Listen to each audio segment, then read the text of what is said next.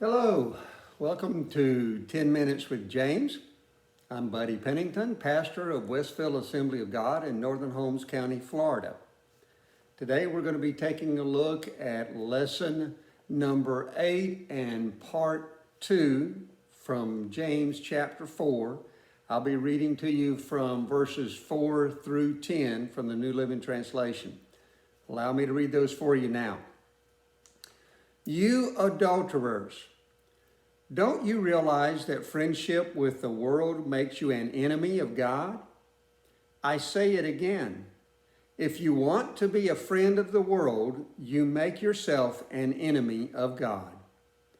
Do you think the scriptures have no meaning? They say that God is passionate, that the Spirit He has placed within us should be faithful to Him. And He gives grace graciously. As the scriptures say, God opposes the proud, but gives grace to the humble. So humble yourselves before God. Resist the devil, and he will flee from you. Come close to God, and God will come close to you. Wash your hands, you sinners. Purify your hearts, for your loyalty is divided between God and the world.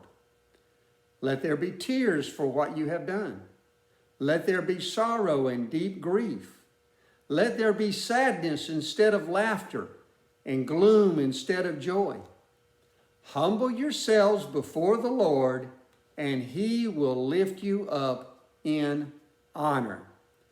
May the Lord bless the reading of His word today. James started chapter number 4 by reprimanding the Jewish believers for all of their infighting, their quarreling, their jealousy, their having bad motives for the things that they desire when they go to God and seek Him with their petitions, those kinds of things. Now he continues in verse 4 by plainly stating to them, you are adulterers. He is trying to tell them that because of all of those things that they were doing in the first 3 verses of this chapter, they have demonstrated that they no longer have their allegiance, their fidelity, their love for God like God wanted them to have. In other words, they're like a spouse who leaves their husband or wife and commits adultery with another person. Their other person, so to speak, is the world. Now he then points out to them that if they want to be friends with the world, then they are going to place themselves as being enemies to God. Now he places emphasis on this statement by using a literary construction in which he writes the statement twice.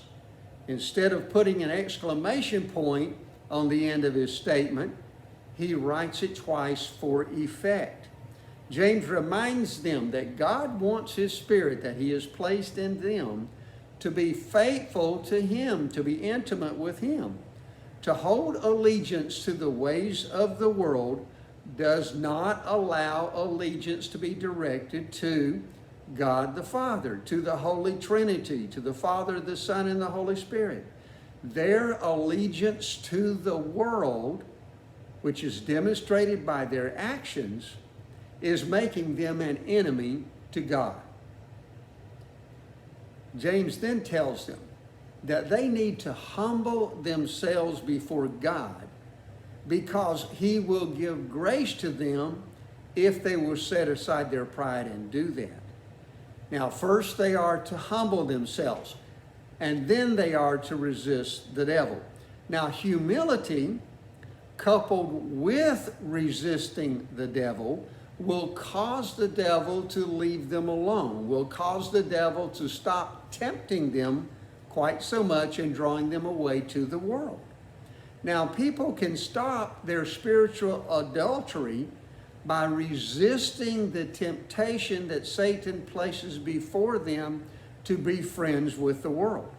If they will seek to come close to God, God has promised He will come close to them. Their allegiance will then be redirected to God instead of to the world. Then he tells them to clean up their act by washing their hands, making their hands clean. That would be like telling them they need to perform the proper actions. Then they are to purify their hearts. That's like saying to them, you need to make sure that your motives are right. Your motives are holy and just rather than being sinful in nature. The reason they need to clean up their lives is as they are trying to live their life, they are living in divided loyalty. They're trying to be a friend with the world and a friend of God. And folks, that simply will not work. Now, James continues his reprimand to them by telling the scattered Jewish believers that they need to stop being full of laughter and joy and replace those emotions with sorrow and grief. They had committed spiritual adultery. James had pointed this spiritual adultery out to them. Now he is telling them that they need to show some remorse, some grief, some sorrow over the fact that this adultery has been pointed out, and they need to repent of the adultery. He tells them to demonstrate their remorse by showing some grief over their sinful actions. Verses 1 to 3 lists all of those things that they had been doing: the quarreling, the infighting, the jealousy, even the desire to kill each other. All of that covetousness that they had been having in their lives was separating them from God because they were trying to be loyal to the world's ways and not God's ways. Now he concludes this section of his letter by stating again that they should humble themselves before God. Why? Because the Lord will lift them up in honor if they will just show humility. If they will set aside their pride and their desire to be friends with the world and humbly seek God, then God will graciously forgive them. God will graciously accept them back into his fold. God will show that he accepts them.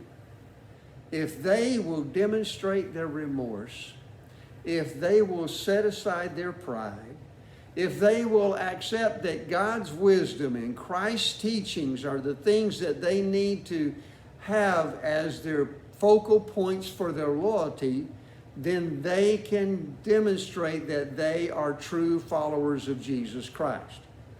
May we pray that in our lives today, in this modern world in which we live, we are able to heed the same warning that James gave to these Jewish believers. May we pray that we will heed his advice and humbly seek God, draw close to God, and seek not to be a friend of the world, but a friend of God. It's my prayer that these lessons are a blessing to you. If they are, then I encourage you to like and to share them on your own timeline on Facebook. We put recordings of these lessons on YouTube. I invite you to subscribe to my YouTube channel. It's under my name, Buddy Pennington. You'll be notified when we have new posts. I pray that God would richly bless you and keep you and make his face to shine upon you and grant you peace in your life. Until next time, we'll look for you in the comments. God bless.